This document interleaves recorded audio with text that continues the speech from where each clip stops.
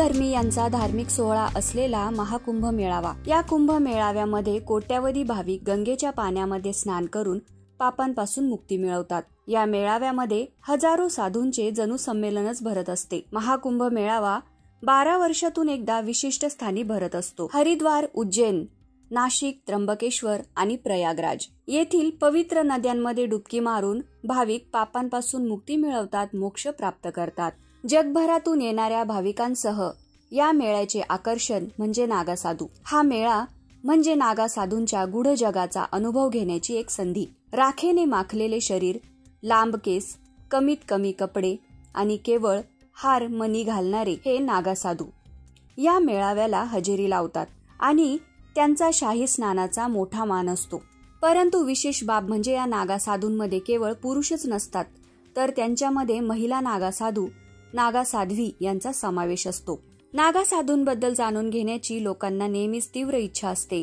त्यांचे जीवन कसे असते, त्यांचा पेहराव कसा असतो, ते काय खातात आणि ही साधू बनण्याची प्रक्रिया कशी असते।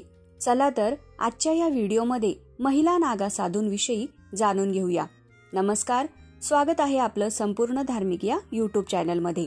महिला नागासाधू न शिवलेले भगव्या रंगाचे कपडे घालतात, कपाळावर टिळा, अंगावर राख आणि डोक्यावर जाड जटा धारण केलेल्या असतात।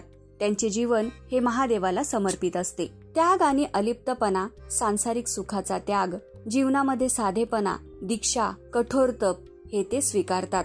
त्यांच्या जीवनामध्ये मानसिक आणि शारीरिक तपश्चर्येचा समावेश असतो। कुंभमेळ्यामध्ये शाही स्नान हा महिला नागासाधूंच्याही श्रद्धेचा एक भाग आहे। सुरुवातीला महिला नागासाधूंची परंपरा नव्हती, फक्त पुरुष नागासाधू दिसत होते। या महिलांची नागासाधू बनण्याची प्रक्रिया पुरुष नागासाधूंप्रमाणेच कठोर आहे।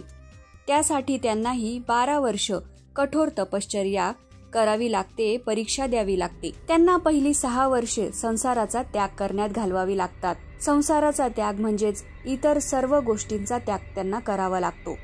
सांसारिक जीवनापासून अलिप्त राहावे लागते आणि दिवसातून एकदाच अन्न खावे लागते। महिला साधू खाटांवर किंवा बेडवर झोपू शकत नाही। त्यांचा एकमेव निवारा म्हणजे गवताची पेंढी असतो। 6 वर्षानंतर जेव्हा त्यांना या जीवनाची सवय होते, तेव्हा ते पिंडदान करतात, मुंडन करतात, तर्पण देतात आणि त्यानंतर त्यांचे गुरु त्यांना नागासाधू ही पदवी देतात आणि पुढील 6 वर्ष आपले शरीर उष्णता, थंडी, पाऊस अशा सर्व प्रकारचे हवामान सहन करण्यास त्या सक्षम बनवण्यास घालवतात। श्री नागासाधू जगाच्या नजरेपासून दूर राहून भक्तीमध्ये लीन राहून तपश्चर्या करतात। त्यांच्यावर आसक्तीचा, सुखाचा किंवा दुखाचा प्रभाव नसतो। या महिला नागासाधू सामान्य लोकांना दिसत नाही, परंतु जेव्हा कुंभमेळा भरतो तेव्हा ते त्यांच्या आखाड्यांजवळ असलेल्या पवित्र नद्यांमध्ये स्नान करण्यासाठी येतात। लोकांना फक्त कुंभमेळ्यामध्येच त्यांचे दर्शन होते, त्यानंतर पुन्हा ते त्यांच्या गुप्त ठिकाणी भक्तिमय जीवनामध्ये परत जातात। जेव्हा माणूस संन्यास घेतो तेव्हा तो सर्व काही गोष्टींचा त्याग करतो, त्यामुळे तो पूर्णपणे नग्न होऊन उत्तरेकडे हिमालयाकडे निघतो। त्यावेळी गुरु त्याला थांबवून कमरेला वस्त्र देतात, ज्ञानाची प्राप्ती आणि ध्यान करण्यासाठी आज्ञा देतात। जे भिक्षू कपड्यांशिवाय राहतात त्यांना नागा म्हणतात। नागा हा संस्कृत शब्द आहे। नागा म्हणजे पर्वत, जे एकाच ठिकाणी राहतात ते म्हणजे नागा। जे साधू बलवान आणि शक्तीचे पर्वत आहेत, ते कधीच डगमगत नाही आणि या नागासाधूंमध्ये महिला नागासाधू ही असतात। पुरुष नागासाधू फक्त लंगोट घालतात। महिला नागासाधू या मर्यादित कपडे आणि न शिवलेले वस्त्र हे भगव्या रंगाचे वस्त्र घालतात। त्यांचे जीवन संयम, तपस्या आणि ध्यान यांना समर्पित आहे।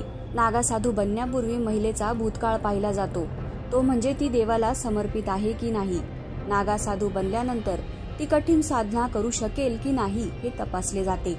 नागासाधू बनण्यापूर्वी महिलेला जिवंतपणी पिंडदान करावे लागते आणि तिचे मुंडनही करावे लागते।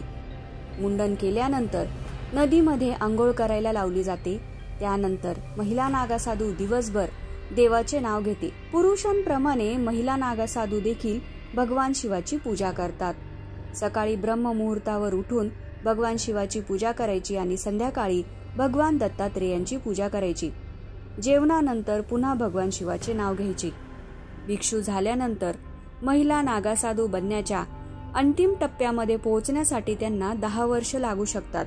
कंदमुळे, फळे, औषधी वनस्पती तसेच अनेक प्रकारची पाने खातात. नागा साधूंच्या निवासासाठी कुंभमेळ्यामध्ये स्वतंत्र आखाड्याची व्यवस्था केली जाते. पुरुष नागा साधूंचे स्नान झाल्यानंतर या महिला नागा साधू नदीमध्ये स्नान करतात. त्यांच्या आखाड्यातील महिला नागा साध्वींना माई, अवधूतानी म्हटले जाते. कुंभमेळा झाला की या साध्वी आपल्या आपल्या तपश्चर्येच्या ठिकाणी पुन्हा परततात. अशा प्रकारे नागा साध्वी यांचे खडतर जीवन असते. मित्रांनो, ही माहिती तुम्हाला कशी वाटली ते कमेंट करून नक्की कळवा आणि संपूर्ण धार्मिक या YouTube चॅनलला सबस्क्राईब करा. धन्यवाद.